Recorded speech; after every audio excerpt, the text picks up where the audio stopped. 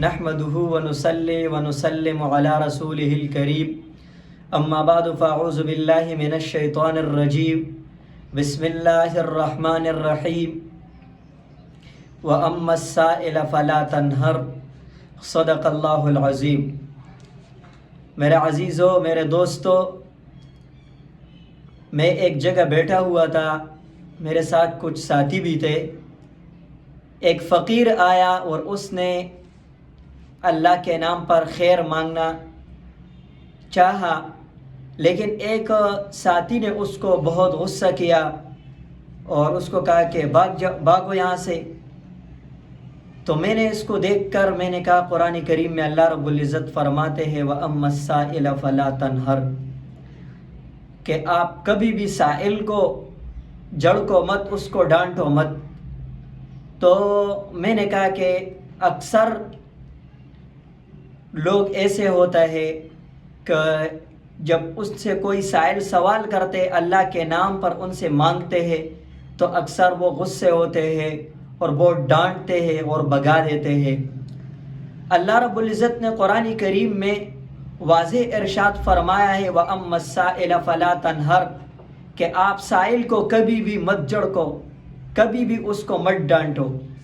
تو میرے دوستو، یہ اللہ کا حکم ہے۔ دیکھو، اگر آپ کسی کو مال دینا چاہتے ہو تو ٹھیک ہے، اگر نہیں دینا چاہتے ہو تو آپ اس کو احسن طریقے سے، اچھے طریقے سے معذرت کر دو، لیکن آپ اس کو ڈانٹو مت اور اس کو بعض لوگ ان کو گالیاں تک دے دیتے ہیں اور بہت غصے کرتے ہیں۔ تو اس چیز سے اللہ رب العزت نے قرآن کریم میں منع کیا ہے۔ اور دیکھو، میں آپ حضرات کو ایک واقعہ بتاتا ہوں۔ یہ مال جو ہے نا، یہ اللہ کا دین ہوتا ہے۔ اللہ پاک نے کتنے لوگوں کو کتنا زیادہ مال دیا ہوتا ہے، لیکن جب اللہ پاک ان سے لینا چاہے تو کچھ دنوں میں یا کچھ گھنٹوں میں وہ سارا مال ان سے اللہ چھین لیتے ہیں۔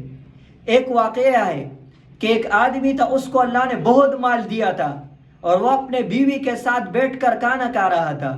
کسی نے دروازہ کھٹکھٹایا، کوئی فقیر آیا، اس نے کہا اللہ کے نام پر مجھے کچھ دے دو۔ اس نے بیوی کو کہا کہ مت دو۔ بیوی نے دینا چاہا، لیکن اس نے بیوی کو روکا کہ کچھ بھی نہیں دو۔ تو میرے دوستو، اس آدمی کو اللہ نے جو کچھ دیا تھا، ایسا ٹائم آیا کو جو کچھ دیا تھا وہ سارا اللہ نے ان سے لے لیا۔ وہ بالکل فقیر ہو گیا، غریب ہو گیا، اتنا غریب ہو گیا کہ بیوی کو بھی خیال نہیں رکھ سکتا، اس کو طلاق دے دیا۔ تو میرے دوستو، وہ بیوی جو ہے اس نے کسی اور آدمی سے نکاح کر لی۔ جب نکاح کر لی، وہ آدمی اچھا تھا، نیک تھا، اللہ نے مال اور دولت دیا تھا۔ ایک مرتبہ یہ بیوی اس شوہر کے ساتھ بیٹھی ہوئی تھی اور کھانا کھا رہی تھی کہ ایک شخص نے دروازہ کھٹکھٹایا اور کہا اللہ کے نام پر مجھے کچھ کھانا کھلاؤ۔ اس آدمی نے بیوی کو کہا جاؤ، اٹھو، اس فقیر کو کچھ دے دو، یہ اللہ کے نام پر مانگ رہے، ہمیں اللہ نے دیا ہے، اس شخص کو دے دو۔ جب بیوی گئی، دروازہ کھولا اور اس آدمی کو دیکھا تو بیوی پریشان ہو گئی، حیران ہو گئی۔ جب واپس آئی، شوہر نے پوچھا آپ حیران اور پریشان کیوں ہو؟ کہا میں نے ایک عجیب ماجرا دیکھا۔ کہا کیا ہوا؟ کہا جو آدمی باہر خیر مانگ رہا تھا وہ میرا سابقہ شوہر تھا، جس کے نکاح میں تھی، اور اس کو اللہ نے بہت مال دیا تھا، لیکن ایک مرتبہ جس طرح میں آپ کے ساتھ بیٹھی ہوئی تھی اور کھانا کھا رہی تھی، کسی نے دروازہ کھٹکھٹایا، اس سے پہلے میں بھی اپنے شوہر کے ساتھ، سابقہ شوہر کے ساتھ بیٹھی ہوئی تھی اور کسی نے دروازہ کھٹکھٹایا اور کہا اللہ کے نام پر مجھے کھلاؤ، لیکن میرے اس شوہر نے منع کر دیا اور کہا کہ اس کو مت دو۔ تو یہ وہی میرا شوہر تھا جس کو اللہ نے مال دیا تھا، لیکن اس نے اس فقیر کو، اس غریب آدمی کو مال دینے سے مجھے روکا۔